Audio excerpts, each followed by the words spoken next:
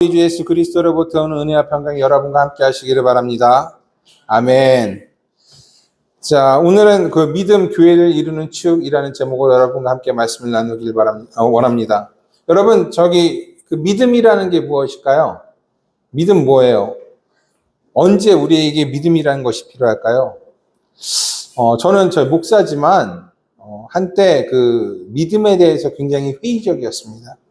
믿음이라는 것이 우리 교회 가운데서, 우리 신앙인 가운데서 마구잡이로 남용되고 오용되었기 때문에요. 그리고 그 남용과 오용 가운데서 우리에게 잘못된 영향력을 많이 주었습니다.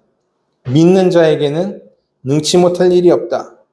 믿음은 바라는 것의 실상이요 보지 못하는 것의 증거다. 와 같은 이러한 말씀들이 성경의 본문의 맥락과 상관없이 오용되었고, 이로 인해 우리는 우리의 믿음에 영향을 많이 받게 되었습니다. 과거 교회 역사를 보면 잘 알 수가 있어요. 믿음이 우리의 욕심과 합쳐졌을 때 이 반드시 좋지 않은 결과들이 나왔습니다.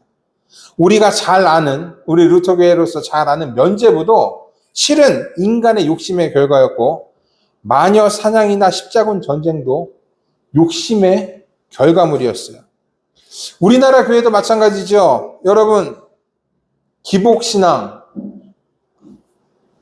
이 기복신앙, 우리나라 교회 대표적인 이 기복신앙이 믿음과 욕심이 합쳐진 대표적인 것이었어요. 이에 따라서 많은 것들이 생겨났습니다. 축복성에 생겨났죠. 그 수능 기도에 생겨났죠. 1,000번째 같은 헌금들이 마구잡이로 생겨났어요. 하나님의 뜻과 상관없이, 말씀과는 상관없이 기도하고 복을 구하는 일들이 있다는 겁니다. 그리고 이러한 것은 우리의 믿음에 큰 영향을 주었습니다. 부지불식간에 우리 안에 들어와서 하나님의 뜻보다는 우리의 뜻을 주장하게 했습니다. 우리의 원대로 되지 않으면 하나님에 대해서 실망하고 좌절하게 했어요. 하나님을 믿는 것이 우리의 욕심과 정반대의 길임에도 불구하고 말이에요. 믿음을 내세워서 자신의 욕심을 채우려는 것, 이것이 기복적인 믿음인 것입니다. 그렇다면 믿음이란 것은 위험한 것일까? 언제든 우리 욕심에 먹혀버릴 수 있는 연약한 것일까? 성경은요, 그렇지 않다라고 이야기합니다. 믿음에 대해서 여러 좋지 않은 일이 있었지만 여전히 믿음이라는 것은 우리를 구하는 것이고 하나님의 일을 하게 하는 것이에요. 히브리서 11장 6절에 이렇게 기록되어 있어요. 믿음 없이는 하나님을 기쁘시게 하지 못하나니 하나님께 나아가는 자는 반드시 그가 계신 것과 또한 그가 자기를 찾는 자들에게 상 주시는 이심을 믿어야 할지니라 라고 말하고 있어요. 믿음은 하나님을 기쁘게 하는 것이고 하나님을 찾게 하는 것이에요. 우리와 하나님을 이어주고 깊은 관계를 맺게 하는 유일한 것입니다. 그래서 믿음을 가진 자가 구원을 얻고 하나님을 신뢰하는 자가 하나님의 일을 할 수가 있는 것입니다. 그러나 이 믿음이 우리의 욕심에 사로잡혔을 때는 우리는 아무 일도 하지 못합니다. 자신의 안위만을 구하게 하고 자신의 욕심을 채우는 도구로 믿음이 전락해버려요. 믿음만이 하나님의 일을 할 수 있게 하는 것임에도 불구하고 믿음을 선하게 사용하지 못하게 되는 것이에요. 그러다 보니까 우리 믿음이라는 것은 오용된 것으로 나타나기도 하고 개인의 안위만을 위한 힘없는 것이 되기도 합니다. 오늘의 복음서에도 이것이 잘 나타나 있어요. 오늘의 복음서의 첫 장면은 예수님의 제자들과 서기관들이 변론하고 있는, 즉 논쟁하고 있는 장면입니다. 그리고 많은 사람들이 그 주위를 둘러싸고 구경해요. 제자들과 서기관들이 논쟁했던 이유, 그것은 아까 주일학교 설교에서도 말씀드렸듯이 제자들이 귀신 들린 아이를 고치지 못했기 때문에 그렇습니다. 그들이 뭐라고 논쟁했을까요? 성서에는 쓰여져 있지 않지요. 하지만 상상 한번 해봅시다. 그들이 뭐라고 논쟁했을까? 서기관들은 제자들이 능력 없다고 했을 거예요. 그렇죠? 또는 니네 선생도 능력이 없으니까 너희도 능력이 없는 거야 라고 비난했을 수도 있어요. 아니면 니네 선생은 자기의 능력을 행하지만 제자들에게는 그 능력을 주시지 않았다 라고 말했을 수도 있습니다. 그럼 제자들은 어떻게 변론했을까요? 자신들의 선생은 능력이 있지만 자신들은 능력이 부족했다라고 했을 수도 있습니다. 또는 서기관 니네들도 못하지 않느냐라고 반문했을 수도 있습니다. 아니면 그 자리에 있던 모든 사람이 할 수 없는 것을 왜 우리에게만 시키냐라고 왜 우리에게만 시키냐 그리고 왜 우리를 비난하냐라고 항의했을 수도 있습니다. 상상만으로도 참 재미있죠. 그런데 그런 막 비난과 힐난과 변론과 논쟁이 오가는 곳에 예수님께서 등장하셨어요. 그리고 무슨 일이 일어난지를 물으셨습니다. 그러자 그 자리에서 귀신 들린 아이의 아버지가 예수님 앞으로 나옵니다. 그리고 모든 상황을 말해요. 그런데 말하는 것이 살짝 좀 트집 잡는 것 같기도 하고 비아냥거리는 것 같기도 합니다. 아이 아버지는 이렇게 말해요. 18절에 있는 말씀입니다. 내가 선생님의 제자들에게 내쫓아 달라 하였으나 그들이 능히 하지 못하더이다. 지난주 우리가 함께 말씀을 나누었던 그 스로보니게 사람 이방 여인과는 전혀 다른 모습이에요. 예수님께 간절히 부탁하는 것이 아니라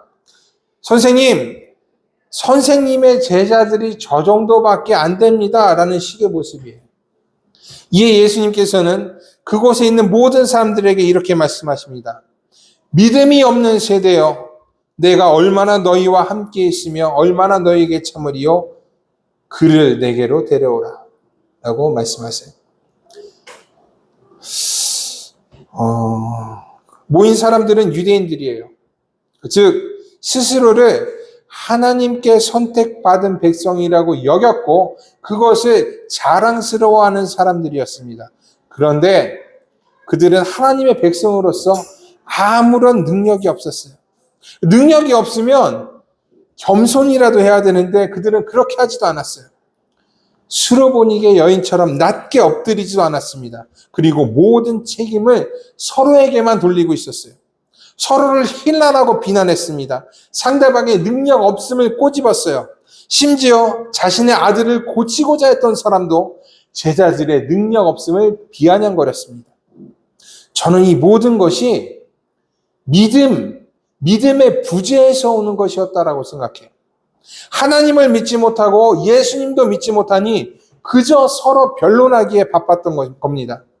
그래서 예수께서는 능력 없고 변론만 하는 사람들을 향해서 믿음 없는 세대라고 말씀하신 거예요.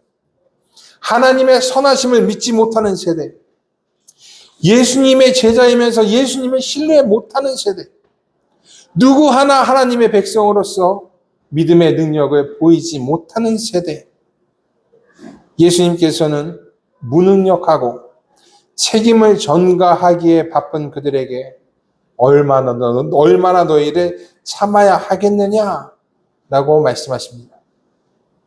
그리고 귀신 들린 아이를 부르십니다. 20절 이하의 말씀에는 이 아이의 증상이 자세히 기록되어 있어요. 이를 자세히 보니까 귀신 들렸다기보다는 간질에 더 가까운 것 같아요.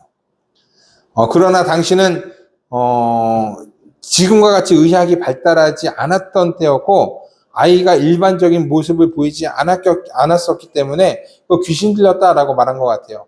하지만 중요한 것은 귀신 들린 것이든 간질이든 판단하는 것이 아니죠. 둘 다 고칠 수가 없는 것이었고 그래서 예수님 앞에 이 아이를 데리고 왔다라는 것입니다. 예수께서는 아이의 아버지에게 언제부터 이렇게 되었느냐라고 묻습니다. 그러자 아버지는 어렸을 때부터라고 대답하고 이렇게 또 대답합니다. 무엇을 하실 수 있거든 우리를 불쌍히 여기사 도와주옵소서 라고 말해요. 무엇을 하실 수 있거든.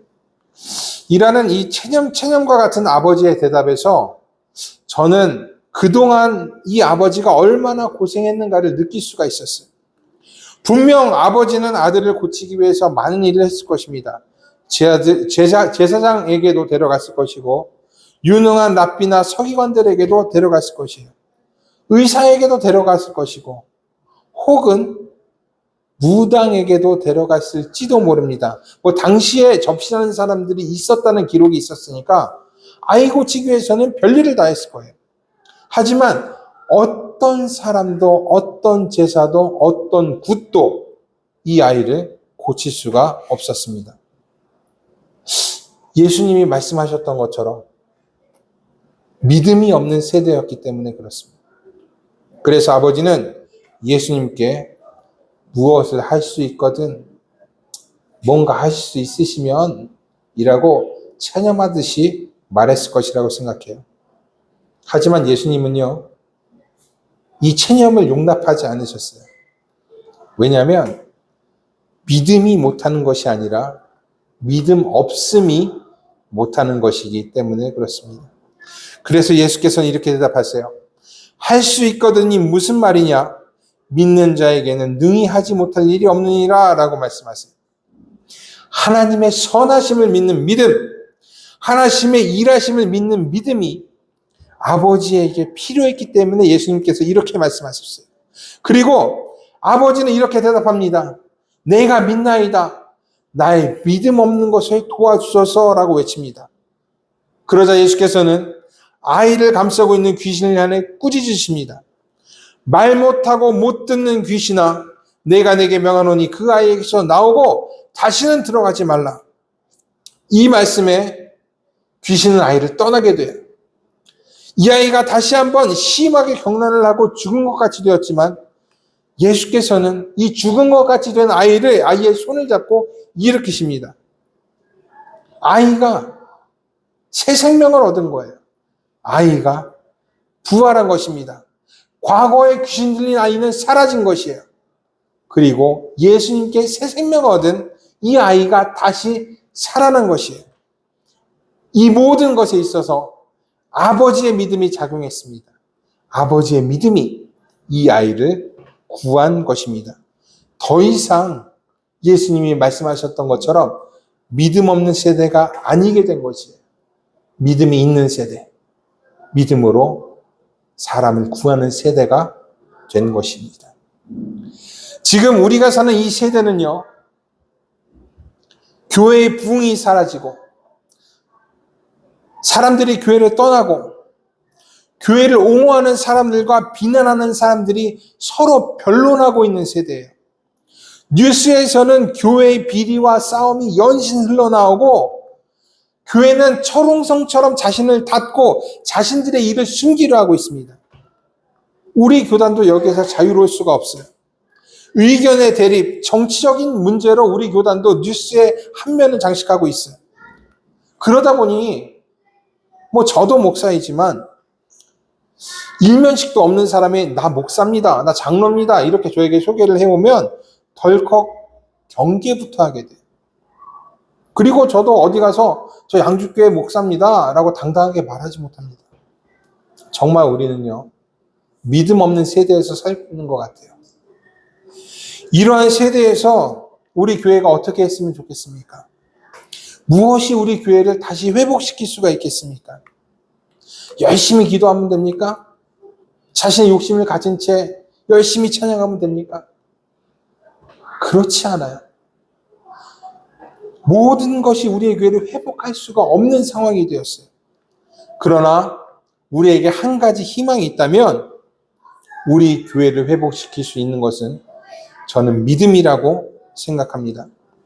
하나님의 선하심을 믿는 믿음, 그리고 그 믿음대로 사는 우리, 이것이 능력 없고 변론만 하고 있는 우리 교회를 다시 살릴 것이라고 생각해요.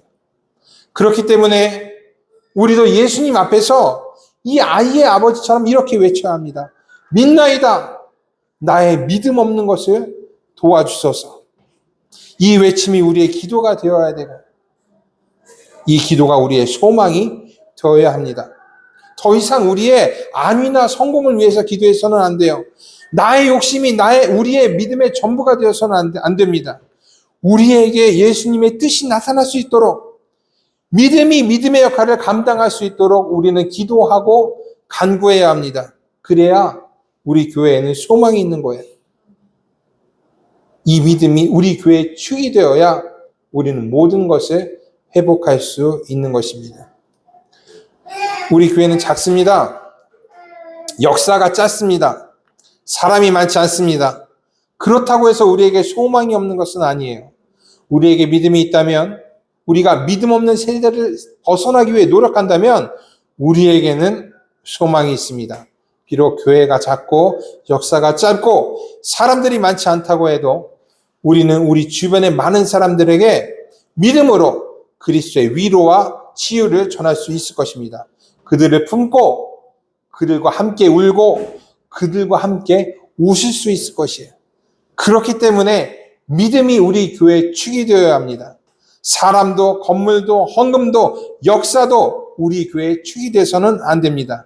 오직 믿음만이, 하나님의 선하심을 믿고 일하심을 믿는 그 믿음만이 우리의 축이 되어야 합니다. 그리고 이를 위해서 늘 기도해야 합니다. 기도 외에는 다른 것으로 믿음의 능력이 나갈 수 없기 때문에 그렇습니다. 지금보다 우리 교회가 현저하게 작고 없었을 때도 교회는 많은 일을 했습니다.